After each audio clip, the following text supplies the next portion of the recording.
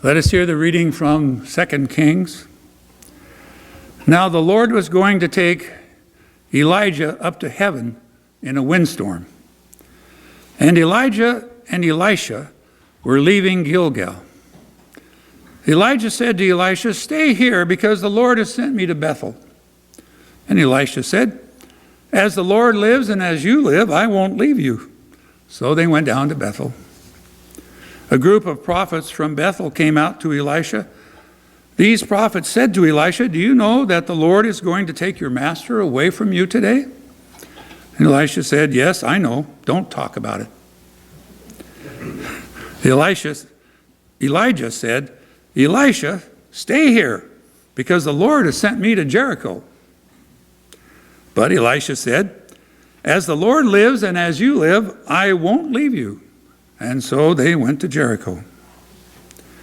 A group of prophets from Jericho approached Elisha and said to him, "Do you know the Lord's going to take your master away from you today?" "Yes, I know it. Don't talk about it." Elijah said to Elisha, "Stay here, because the Lord has sent me to the Jordan." But Elisha said, "As the Lord lives and as you live, I won't leave you."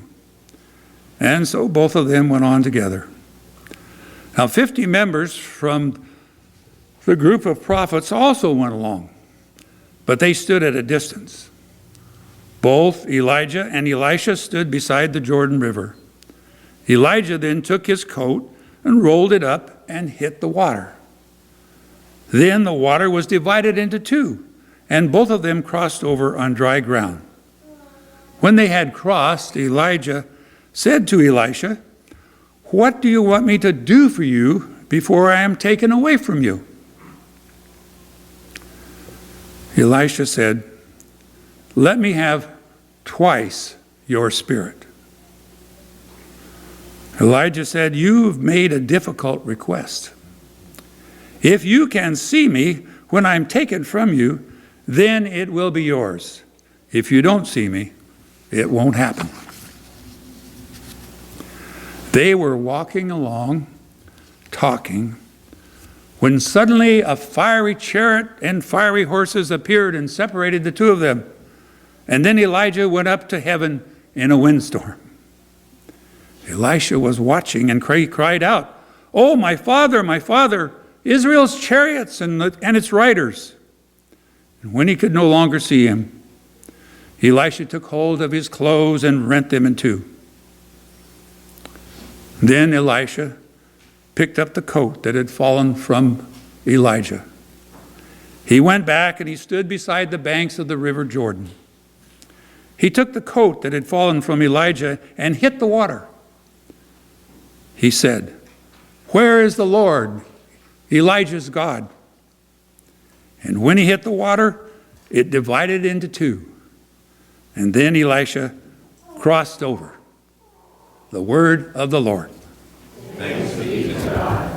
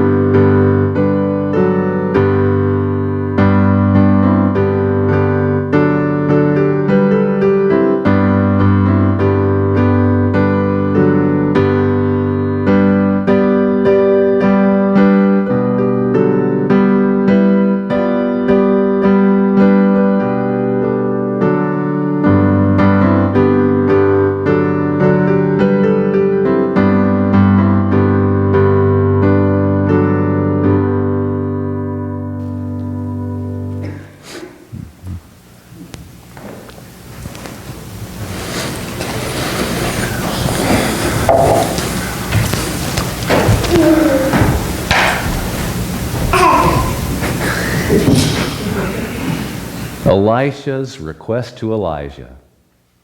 Give me twice your spirit. What an entitled millennial he is. Give me twice what you have. All he wants is God to dole out the Spirit for free and give it all to him so he can have it. Oh my goodness. Elisha is the worst.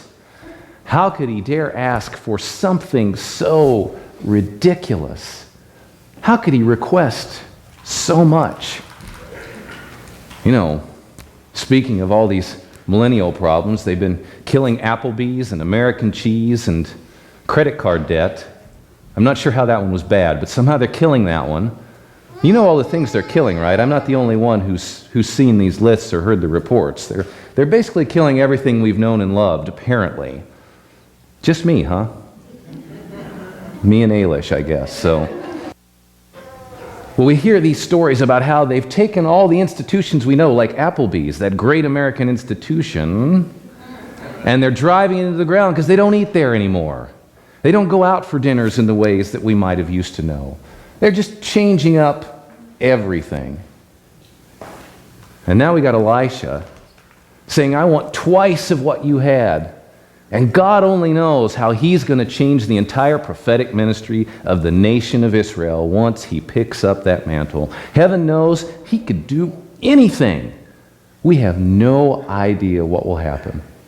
And as Elijah, the former, is whisked away into the sky, and Elisha sees him making his departure, I bet he was looking down over his shoulder and going, well, he's their problem now. And isn't that the way it is with prophets? It's always, they end up being somebody's problem. But it's not just the prophets. We all are really good at creating problems for one another anyway, aren't we? We find ways to change expectations, to want to do things a little bit differently. Or when somebody else wants to change things and do things a little bit differently, we're really good at being able to go, I don't know about that. I'm going to stand back. I'm going to resist just a little bit. I'm going to drag my feet. Heaven knows I've done it more times than I like to count. I've probably done it a few times to some of you sitting out there. We all naturally do this. We will resist that impulse to change things.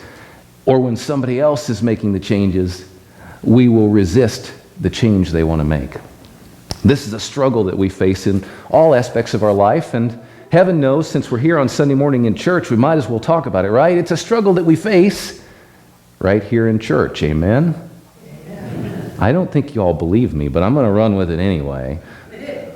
We know how much of a fight it can be to make a change and to really embrace it and stick with it, especially when it wasn't our own to begin with.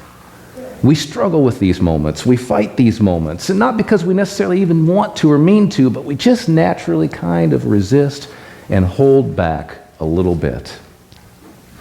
And I've wondered as we've continued our sojourn as church, and not just us. We could apply this to disciples of Christ throughout North America. We could probably apply this to some of our other mainline churches. Glad to have our Episcopalian friends represented with us this morning. We could apply this to any number of our congregations. The world is changing around us so fast. And keeping up's going to require a double portion of the Spirit, isn't it? It's going to require more energy than we think that we have. But we struggle, even when we know God is present, even when we know the Spirit is with us, we struggle to embrace that. You know, I've been speaking about this for a couple of weeks now. I've been talking about these shifts and these changes that we have been facing, how we watch our congregations sometimes growing older on us, sometimes growing a little thinner in the pews, and we look around, we wonder where our younger folks have gone. We wonder where our kids and our grandkids are, and their kids and their grandkids. And we ask those questions of, why aren't they here? And we rightfully make the point of, the future of this church is going to belong in the hands of those who can take it over when we're not leading it, right? I mean, this isn't rocket surgery. We all know that somebody's got to be here to pick up the mantle when it's time for us to move along. So where are the people that we're going to hand that mantle over to?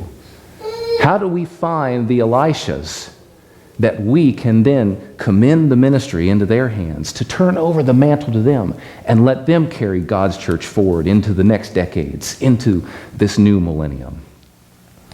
It's been a struggle, hasn't it? We ask a lot of questions. Why aren't they here? I read an interesting article, And I'm pretty sure it was in the Christian Century, but I can't find it.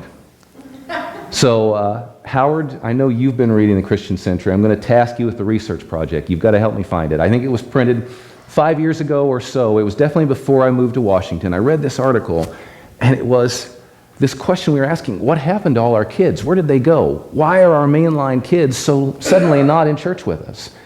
And I thought the author's answer was actually pretty astute, because their idea was, well, we raised them up, we taught them how to think, we gave them the opportunities to grow into the people that they could be. We didn't ask them to be clones or copies of ourselves. We gave them all the tools and the knowledge they needed to actualize themselves and become their own people. And lo and behold, they went out, and that's exactly what they did. But as we invited them to become their own people, to ask their questions, to go, what do I need to fully actualize my relationship with God, with Christ, and with the church? While we gave them all the tools to grow into who they needed to be, we were slow to give them the tools to grow the church into the institution that they needed it to be. This author's premise is we taught them to ask questions and think for themselves, and they did. And sadly, they asked questions, and when we weren't ready to answer them or couldn't quite provide a satisfactory answer, and then they started to think for themselves, they thought their way right out the door. And they said, if this church won't meet my spiritual needs, I'll find a place to meet it somewhere else. So on the one hand, I think we mainliners should congratulate ourselves. We raised our children to be well-adjusted and thoughtful, to think and grow for themselves. It's what we wanted, right? This is where you nod your heads, yes. This is what we wanted. The problem is, then they went out and did it. You know, do as I do, not as I say in this case maybe, but they've stepped out the door. And I think that there are many who are probably waiting for a chance if we gave them the opportunity to come back in. But it's going to require allowing them to ask tough questions of us. It's going to require allowing them to challenge us on the values that we have coalesced and built the church around, because they're starting to see and understand the world in ways that are different than our own. I say this as one who is both walking in one of these generations, living as a late Gen Xer, who's walking in one of these generations that's kind of stepped back from the church quite a bit, and also as one who finds myself leading the church, and leading the church in an age when we've grown older and my own generation has kind of stepped out the door. So I get their complaints, but I also get where we are too. It is hard to make these kind of changes, and it is hard to turn over the reins and let someone else drive when we've been used to doing it for a long time, right? And I fear the problem is we know that we want them back. We know that we need them back. They are the future of our churches. But if we want them back to simply sit and worship in the ways that we've always worshiped, to be quiet and well-behaved in the ways that we were quiet and well-behaved, yeah, we all know that's a myth, don't we? If we want them to continue to carry on the ministry and the mission of the church in exactly the way we did it, I think we've got bad news coming. Because the same kids that we taught to ask tough questions and think for themselves and find their way to God, if they can't find it here, they ain't going to do it. And they won't come. So it's going to require turning over that leadership to another generation and saying, okay, we really want to give you the reins this time. And we're going to have to actually have that moment where we say, and we even really mean it this time. I mean, really, really mean it. And that's going to be tough. We don't have that moment like Elijah where God can just tap us on the shoulder and say, you're done? Well done, good and faithful servant. I'm going to carry you home today. It isn't quite that simple for us. Nor do we have that clear-cut moment where we're sent out to call the Elishas in and say, we're about to finish this ministry and it's going to be yours. God is calling you to pick this up. Oh, if only there was just that one Elisha we could go out and get who would do that. If you thought it was your minister, I hate to break it to you, It's going to take more than me or any one person. If you thought it'd be new music, new choir director, new whatever, it's going to take more than that. It'll be difficult. But here's the good news. I really think that these generations behind us that aren't always showing up, I think they have asked for a double portion of our Spirit. And I dare think they might have received it. We just didn't notice. It's been there all along. And they've been waiting to pick up the mantle and to slap the water and watch God make a way for them, the same way God has made a way for us. We're just going to have to trust that when it's time for them to carry the mantle, not only will they do it, they can. They may not do it the way we did, but they will do it. And that God will still be with us through all the changes, through all the differences. And we'll reach that point when we get to be carried out. Whether it's the fiery chariots lifting us into the sky, or whether it's simply taking a step back, becoming elder emeritus, finding your place in the pews that you want to leave your imprint on your saved and reserved seat. Some of you know because we've got them, right? Whenever that time comes, let's make sure that the Elishas are there to pick up the mantle and carry us forward. If we want them back for our sake, well, they're not going to come for our sake. But if we invite them to take over the church and to lead the faith in the 21st century for their sake, I bet you they'll show.